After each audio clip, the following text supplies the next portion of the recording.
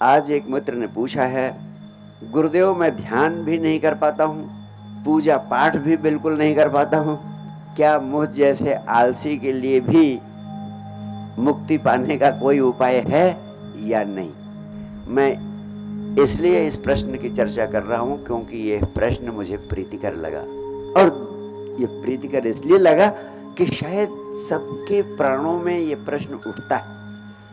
अधिकांश व्यक्ति मुझसे मिलते हैं और कहते हैं, गुरुदेव मुझसे ये भी नहीं हो पाता, वो भी नहीं हो पाता, आखिर मैं क्या करूं, मेरा जीवन तो लगता है व्यर्थ ही चला जाएगा।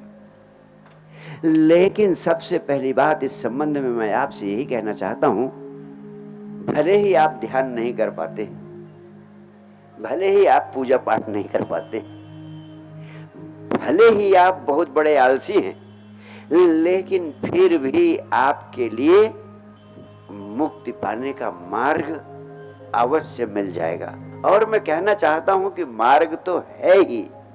भगवान कृष्ण गीता में कहते हैं, हर व्यक्ति के लिए मार्ग है, जो जिस तरह का है उसको उसी तरह के मार्ग से मुक्ति मिल सकती है। कोई भी ऐसा व्यक्ति नहीं है इस पृथ्वी पर जिसको मुक्ति नहीं मिल सकती है, जिसको परम शांति परम आनंद के रूप में परमात्मा नहीं मिल सकता है। हर एक को मिल सकता है। लेकिन दूसरी महत्वपूर्ण बात वे कहते हैं कि हर व्यक्ति को उसी मार्ग से मिल सकता है जिस मार्ग के लिए वह व्यक्ति बना है। हर व्यक्ति अलग अलग ढंग से निर्मित है भीतर से। कोई भी एक व्यक्ति दूसरे जैसा नहीं है। No two persons are identical on this planet. Bharatvarsh के संतों ने तो कहा ही है, अजगर करे न चाकरी, पंछी करे न काम, दास मलुका कह गए सबके दाता राम। वो परमात्मा सबको देता है, तुम्हें मुक्ति भी दे सकता है, सब कुछ दे सकता है। लेकिन आपको ये जानना जरूरी है कि आप वास्तव में आलसी हैं कि नहीं। हर व्यक्ति सारी दुनिया को समझने की चेष्टा करता है, लेकिन स्वयं को समझने की चेष्टा नहीं करता है। भगवान कृष्ण पूरी गीता में कहते हैं, तुम सिर्फ स्वयं को समझने की चेष्टा करो, तुम्हारी सच्चाई से ही तुम्हारा रास्ता निर्मित होगा। तुम्हें अपने को भी कसौटी पर कसना होगा। भगवान कृष्ण कहते हैं, स्वधर्मे निधनम श्रेय परो धर्म भयावह, यानी दूसरे को देखकर रास्ता नहीं पकड़ना, अपने रास्ते को स्वयं समझना और अपना रास्ता स्वयं निर्मित करना जरूरी है। स्वधर्म का अर्थ है आपकी निजी वृत्ति क्या है, आपका स्वभाव क्या है, आपकी आंतरिक वृत्ति क्या है, आपका आंतरिक स्वभाव क्या है। उन्होंने मोटे तौर पर 3 तरह के लोगों की व्याख्या की कि एक कर्म प्रधान होते हैं, दूसरे लोग भाव प्रधान होते हैं और तीसरे लोग बुद्धि प्रधान होते हैं। यानी मोटे तौर पर भगवान कृष्ण ने कहा कि 3 श्रेणी में लोग रखे जा सकते हैं। तो इन 3 श्रेणी में से आप किस श्रेणी के हैं, ये आपको पहचानना हो। आप हृदय से जीते हैं तो आपके लिए प्रसाद का मार्ग है, कृपा का मार्ग है, समर्पण का मार्ग है। अगर आप बुद्धि से जीते हैं तो आपके लिए ज्ञान का मार्ग है। आप समझना चाहेंगे, आप जानना चाहेंगे, आप बिना जाने कोई चीज मानने को तैयार नहीं होंगे। आपका प्रेम का तल सूखा होगा, ज्ञान का तल सक्रिय होगा, बुद्धि सक्रिय होगी, हृदय क्षीण होगा। आपके लिए ज्ञान का मार्ग है।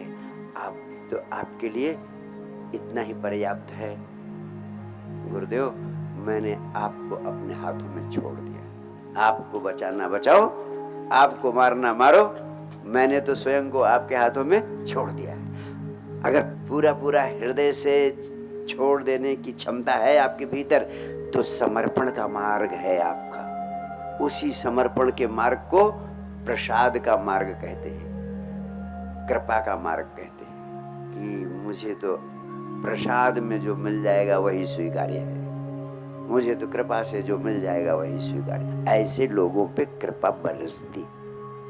और जो बुद्धि प्रधान है उनके लिए ज्ञान चाहिए, उनको ध्यान चाहिए, उनको तमाम सारी चीजें चाहिए, तब जाके कहीं उनको कुछ मिलता है।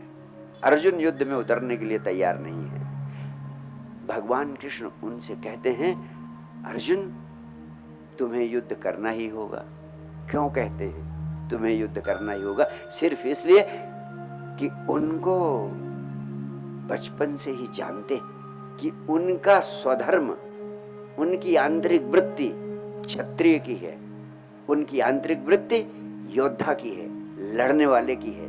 वो भले ही युद्ध से हट जाएगा, लेकिन उसके भीतर कोई न कोई युद्ध चलता रहेगा। अगर वो जंगल भी चला जाएगा तो कुछ नहीं करेगा, धनुष बाण उठा के जानवरों का शिकार करेगा। जानवर भी नहीं होंगे तो हवा में ही तीर चलाएगा, लेकिन तीर चलाएगा, क्योंकि भीतर से उसका क्षत्रिय उबलता रहेगा।